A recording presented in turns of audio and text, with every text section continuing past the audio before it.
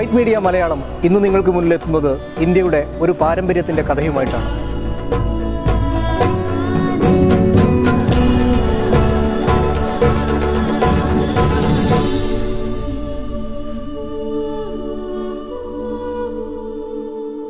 നെയ്ത്ത് ഒരു കാലത്ത് ഇന്ത്യയുടെ സാമ്പത്തിക ഘടന ആകെ ആശ്രയിച്ചിരുന്ന ഇന്ത്യയുടെ പരമ്പരാഗത വ്യവസായം.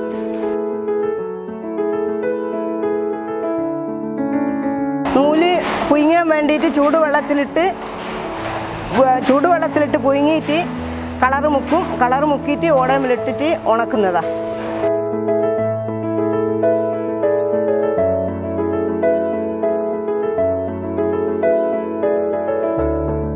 ഇത് വലിയ നെല്ലിൻ്റെ നൂലും ചക്രമാണ്. ഇത് വലിയ നെല്ലി ചുറ്റിയിട്ടാണ് പാവ് വെക്കുന്നത്. ഈ ചക്രം കൊണ്ട് തന്നെ വലിയ നെല്ലിയും ചെറിയ നെല്ലിയും ചുറ്റും.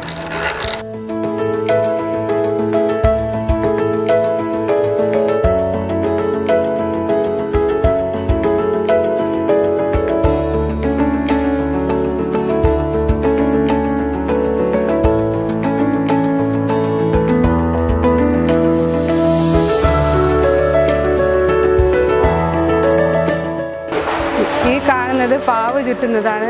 കളർ ചെയ്ത് വരുന്ന നൂല് വലിയ നെല്ലി ചുറ്റിയിട്ട് അതിനനുസരിച്ച് നമ്മൾ പാവ് ചുറ്റുന്നത്. ഇത് മകത്തിലേക്ക് കൊണ്ടുപോയിട്ട് നെയ്ത്തുകാർ കയറ്റും.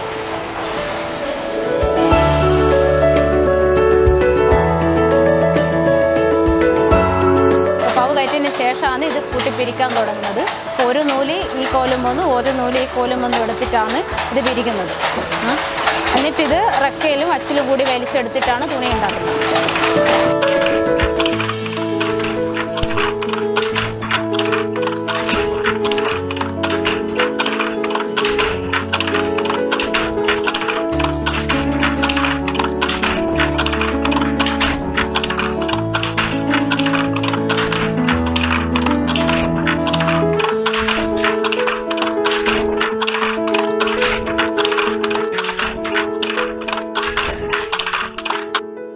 പിന്നെ പരമ്പരാഗത മേഖലയായതുകൊണ്ട് വളരെയേറെ വരുമാനം കുറവാണ് ഈ വ്യവസായത്തിൽ ജോലി ചെയ്യുന്ന തൊഴിലാളികൾക്ക്. അപ്പോൾ അത് പ്രധാനമായും കാര്യമായൊരു വർധനവ് തൊഴിൽ മേഖലയിൽ നിലനിർത്തണമെങ്കിൽ കാര്യമായ കൂലി വർധനവ് നടപ്പിലാക്കിയാൽ മാത്രമേ തൊഴിലാളികളെ പിടിച്ചു നിർത്താൻ കഴിയൂ.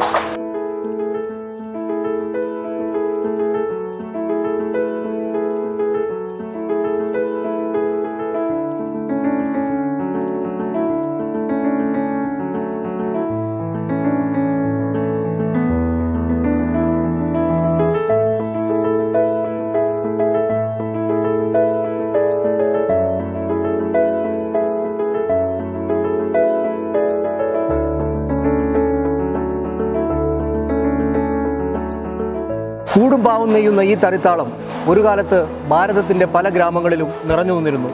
എന്നാൽ വലിയ അധ്വാനവും തുച്ഛമായ വേതനവും പലരെയും ഈ മേഖലയിൽ നിന്നും പിന്മാറ്റി. ഒരു കാലത്ത് പാടെ തകർന്നുപോയ കൈത്തറി വ്യവസായം പുനർജീവിപ്പിക്കാൻ കേരള സർക്കാർ വൻ പദ്ധതികളാണ് ഇപ്പോൾ ആവിഷ്കരിച്ചു വരുന്നത്.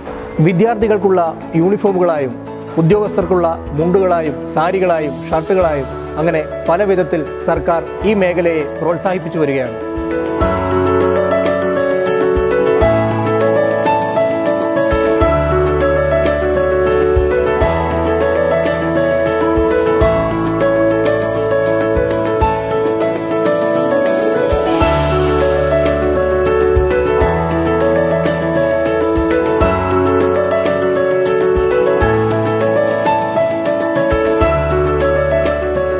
വെറും പാരമ്പര്യം പറഞ്ഞതുകൊണ്ട് മാത്രം നെയ്ത്തുകാരൻ്റെ അടുപ്പ് പുകയില്ല. അതിന് നമ്മൾ ഓരോരുത്തരുടെയും കൈസഹായം അത്യാവശ്യമാണ്. ഇനിയെങ്കിലും നമ്മുടെ വസ്ത്രസങ്കല്പത്തിൽ കൈത്തറിയുടെ ഒരു മുഖം പതിയട്ടെ.